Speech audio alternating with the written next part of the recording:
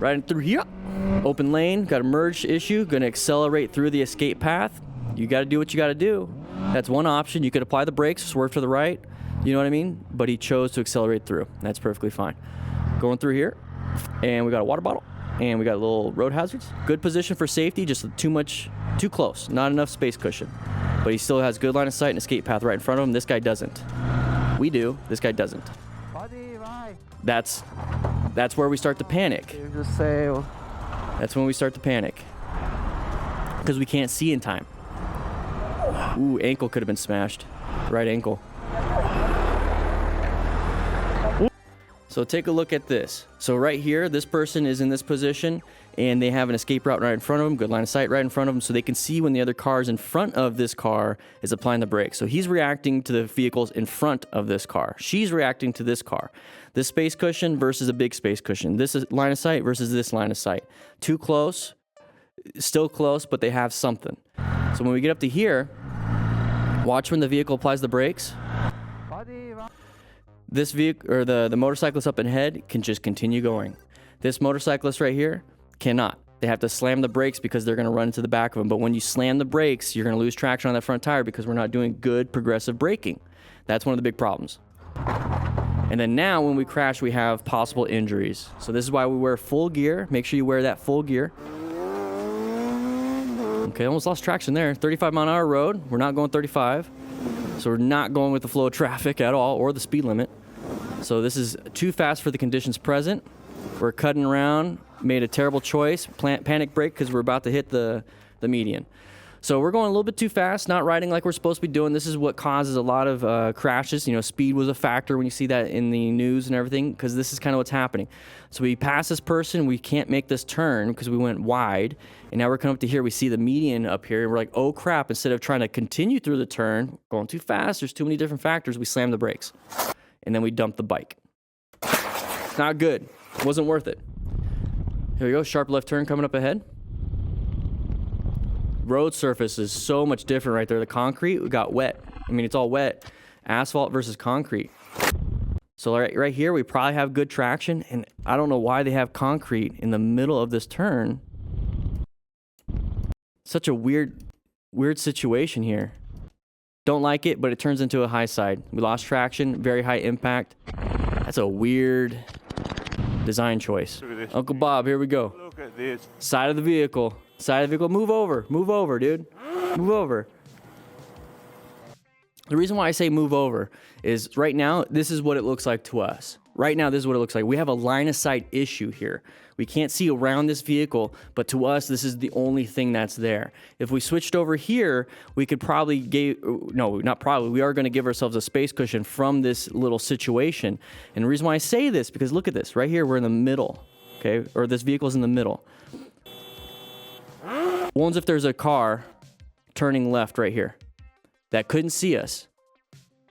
One's if they were doing that and they couldn't see us and then we impacted. So move off to the side. This is that orange stage situation. Gut check. What's going on? She on Nick is the rider or the YouTube channel. Here we go. We're going to lane split at high rate of speed. We're going 120. We're going to have to pass here. So at this speed, you're not going to have a good total stopping distance. You had to have an escape path like that. So, okay, we got to position ourselves for safety. So putting ourselves in a good escape path is a position for safety. We're constantly doing that, but we're locating, we're assessing if it's a relevant threat and navigating. So we're going to swerve into that escape path. You can either brake. So we talked about total stopping distance, that it wasn't going to work for him because we're going 110 or 120 miles per hour. So the length of time it's going to take the brake and the length of distance it's going to take the brake is going to be way too much for what was indicated there. So we had to swerve. So we're lane filtering here.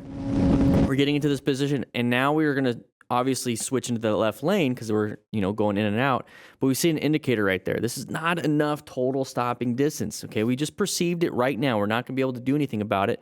We're going to go ahead and react to it. So we can either react with braking, we can react with swerving, we can react with accelerating. Those are the three things that we can really do on a motorcycle. We can't we can't fly into the air, we can't go under the ground, we can't do these crazy things. We can only swerve left and right, accelerate or decelerate with braking.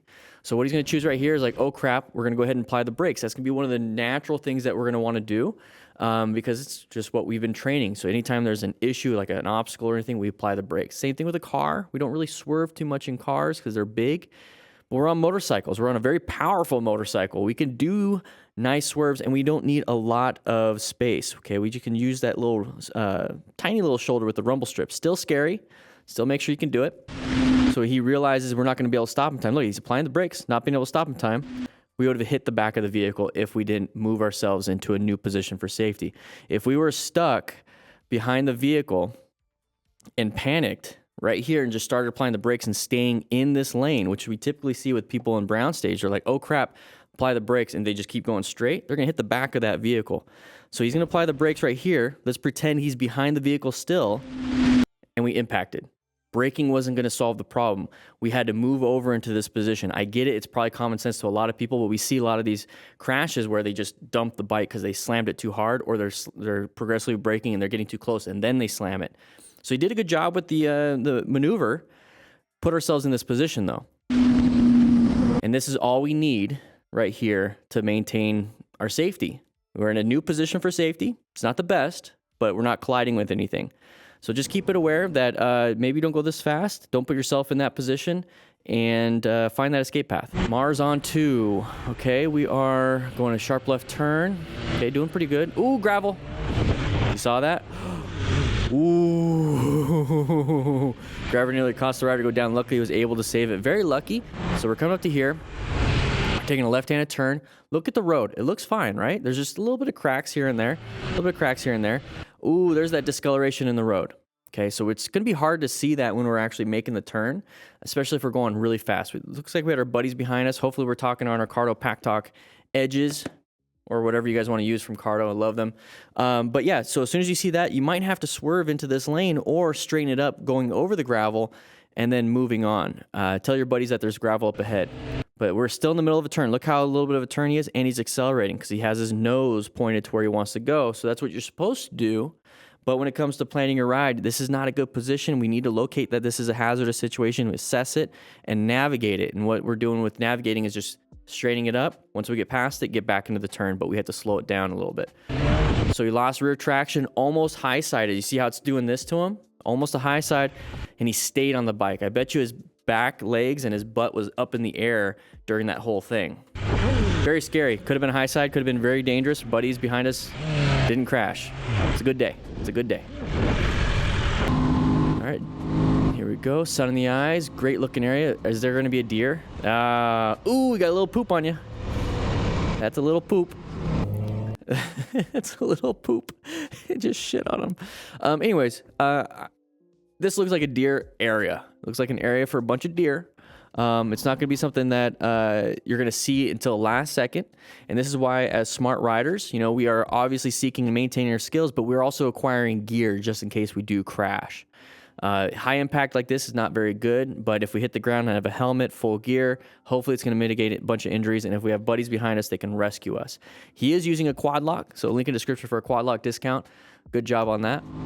But we're coming up to here, and you can't really see anything. And now you do. You see how camouflage they are? Not very good. I want to see when they actually like took a dookie on him. Damn, dude. Good shot.